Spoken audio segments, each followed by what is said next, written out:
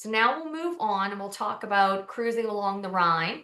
Uh, so this is going to be a really fabulous experience because the Rhine features Germany on one side and France on the other. So you're going to discover Alsace, whose dual French and German heritage has given its fabulous food and winemaking tradition that goes back to the Roman times. So truly a historic trip. This is going to include 7 nights of cruising, 19 meals, 6 days of excursions, and 4 UNESCO World Heritage Sites. Here's an overview of castles along the line, and we'll go through this day by day. So you're going to arrive in Amsterdam day one at that Amsterdam airport, which is a fabulous airport. It's really got everything you need. You're going to check into that boutique floating hotel, and you're going to enjoy our lounge, or you can explore the city of Amsterdam.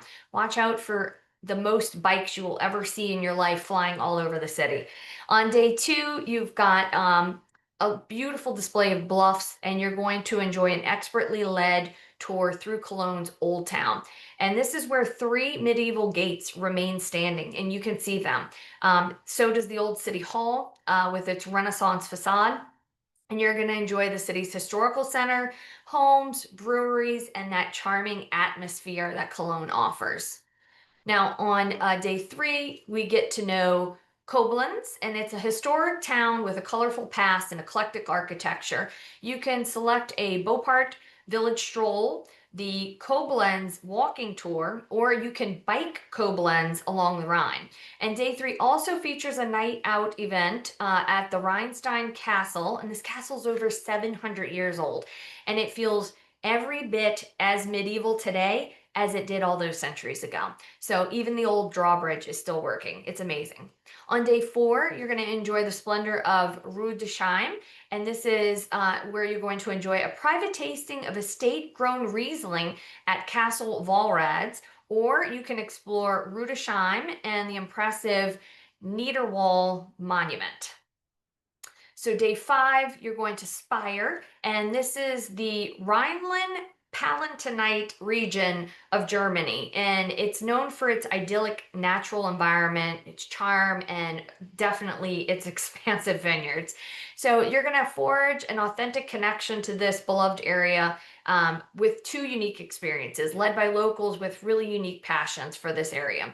Your first option is to meet an estate that's turning a wine growing tradition into a vinegar aperitif tradition. So they're using very old traditional wine growing methods with their grapes, but instead of making wine with the grapes, they're making vinegar aperitifs. So really a unique experience. And you can also visit a mill-turned collector's museum where you'll find fascinating collections of items from around the world and a very gorgeous garden as well. Now, on day six, you see Strasbourg, which is one of my favorite towns.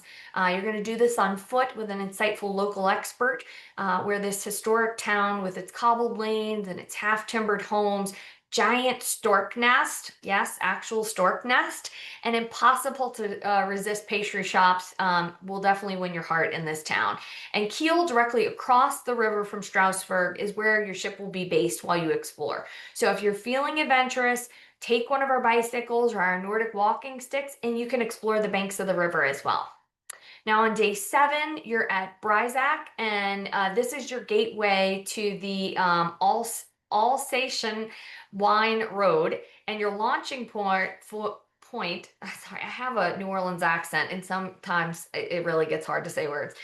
So your launching point for an excursion along the celebrated Route de Vins, which hugs the foothills of the Vosges mountain range. And a special captain's farewell reception and dinner will be prepared for you on this evening. So day eight, gonna be your worst day. It's when you're disembarking the ship, right? So this is always a closure to that, but if you're doing the post day, the journey continues, right? Now, on this journey, you'll be on the Antoinette. She'll be your home away from home. She's got some really luxurious decor. She features Brazilian marble on the walls and floors, a 19th century Venetian marble on the walls and floors. We also have the Venetian glass mirror, I'm sorry. And then we have the stylish Bar de Leopard. It's a full service bar in addition to your lounge.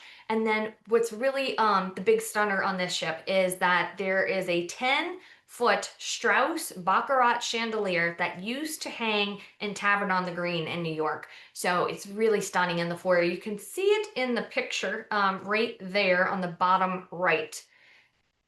And I've got a little video of the Antoinette for you to see. So here she is, same journey you'll be on. There's that chandelier. Here's where you're going to be greeted when you walk onto the ship and you get your stateroom key. You can see we have fine little touches everywhere on the ship, so you really feel like you're in Europe. It's very intrinsic to the destination. This is what every bathroom looks like. When you're in a suite, you'll have that separate tub, but every bathroom is going to have that beautiful marble on the countertops, those heated floors. Here's those one-of-a-kind staterooms. And what's really unique is even the staterooms themselves on the ship, no two staterooms are alike. So they're all very different and with themes and custom fabrics. See, they're just really beautifully appointed. And that's that Savoie mattress that I talked to you about.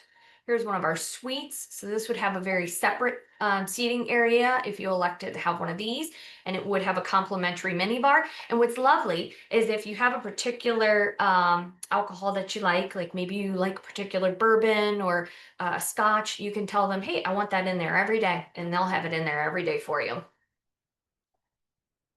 The linens are always monogrammed, nice, crisp and white, just really beautiful. And with our service staff, we call them the little mice because you don't ever see them except for the butlers. You see the butlers, but the stateroom attendants, boy, they flurry in when you're out, and you come back and your room is magically clean.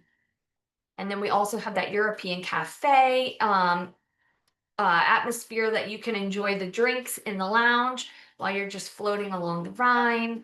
I mean, this is just really, truly a beautiful, beautiful ship. And again, that used to hang in Tavern on the Green. It's a great place to take a picture. We've got the glass enclosed pool for you to enjoy, and it is heated, but it's not hot. It's just nice and lukewarm for you, so you can enjoy it. It's got this beautiful mosaic on the wall. And again, featuring that mosaic tile. We've got another mural in the restaurant itself. And that beautifully prepared fine dining.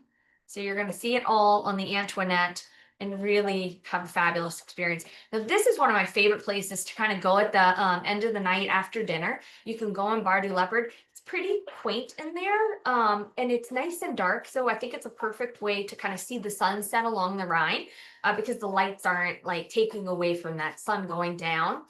And there's beautiful touches. You can see this is really different from the saw that is going on the other itinerary.